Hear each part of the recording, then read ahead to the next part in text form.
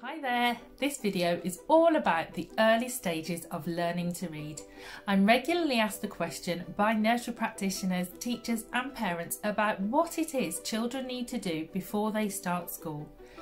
This video will provide you with what I believe is the best foundation for teaching children to read before they start school.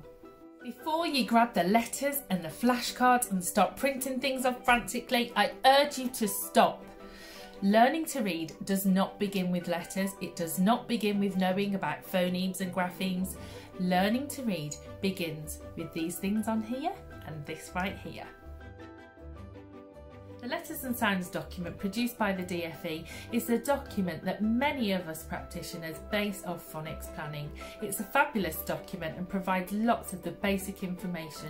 So if you're not familiar with any of it and phonics is completely new to you, I think that's a really good place to start.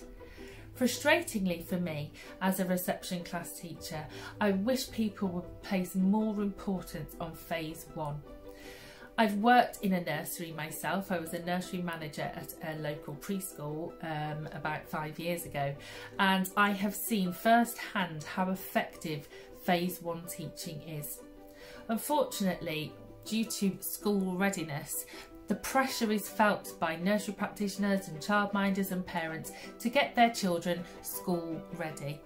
I want to think about what school ready is for me as an experienced reception class teacher who's dealt with a lot of children of all different abilities. So what do I think children need to be school ready? This is a really controversial topic and one that lots of early years practitioners feel incredibly passionate about, me included. So I've got to be true to myself. For me, phase 1 is so incredibly important and crucial in giving children the foundations in learning to read and write, that this is what preschoolers should focus on. Whether those preschoolers are in a nursery setting with the childminder or with their parents, phase 1 is where the most important skills are at for that age group. Phase 1 is all about ensuring children start school being able to truly listen, to respond appropriately to what people say.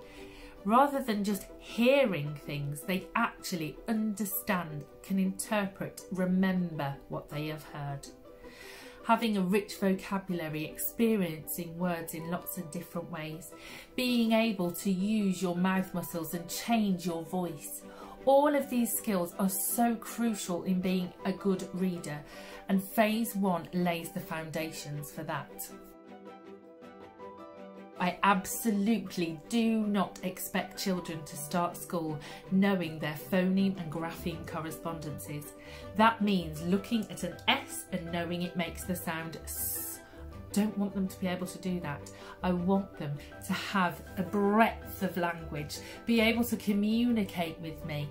And once we start learning all of those phase 2 aspects, then you will see how crucial phase 1 really is.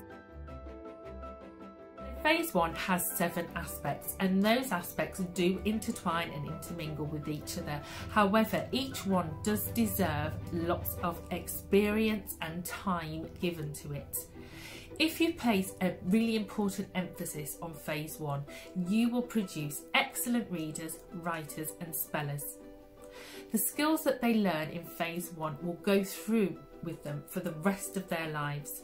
Because they are all about communication and hearing and understanding and interpreting and pronunciation, you will see a huge difference if you focus on phase 1.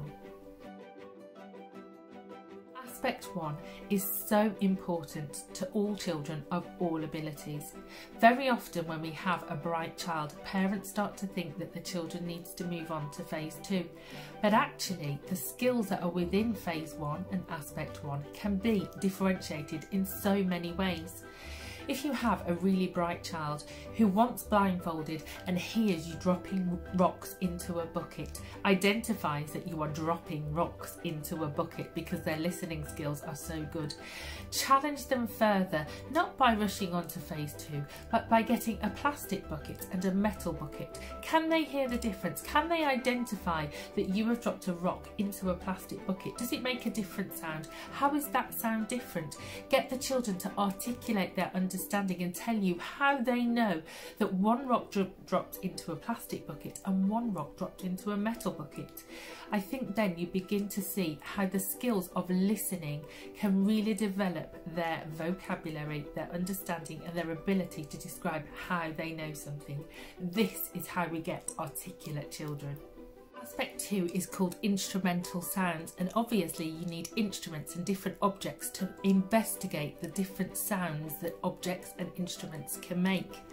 Again, you can develop the children's vocabulary by describing the sounds that they hear. Not only that though, you can really develop how much they listen to something. So for example, you might have 3 objects. You might have a saucepan, a plastic colander and a ceramic bowl and a spoon, and you cover the children's eyes and you start to play each one. Can they then go and investigate which one of those instruments made the sound that they just heard?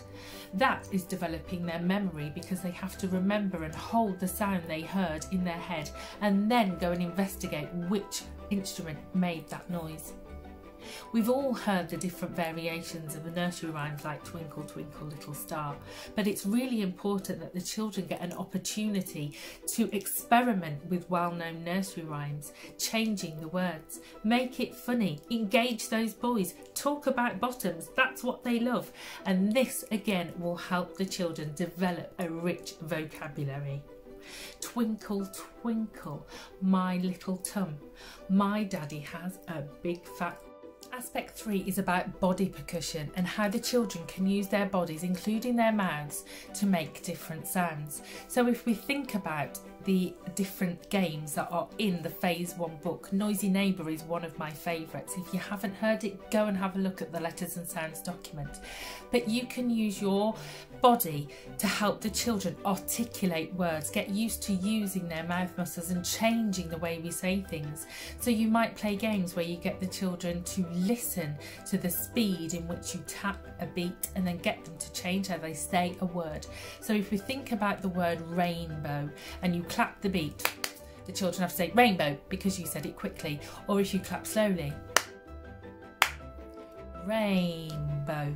And all of that, controlling their body, changing their voices, talking about different words and saying it quietly, saying it loudly, will help the children to develop the ability to do and speak at the same time, and also develop their memory skills. Because if you think about reading, the children are doing and remembering and blending and putting things together all at the same time. Aspect 4, rhythm and rhyme. There are lots of ideas in the letters and sounds book, and they think about tapping a beat and changing words to rhymes and things like that. So I'm just going to show you 2 ways that you can really challenge children in this skill, so that if your children do pick up rhyming really easily, you don't feel tempted to move on to phase 2, but you really embed that knowledge and those skills.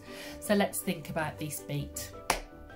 I'm going to ask the children to make a deep sound and repeat that beat coming out of their mouth. So they're having to hold the beat in their head, remembering it, and transfer that out of their mouth, just as they would when they're reading.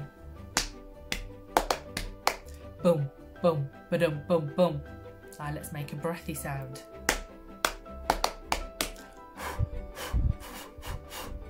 If you think about how that skill transfers to reading, they are having to run their finger along the words, they're having to hold the phonemes that they've said in their head, and then they're having to blend them together and say them out of their mouth. It's exactly the same skill, so you can see how phase 1 is developing those skills so crucially.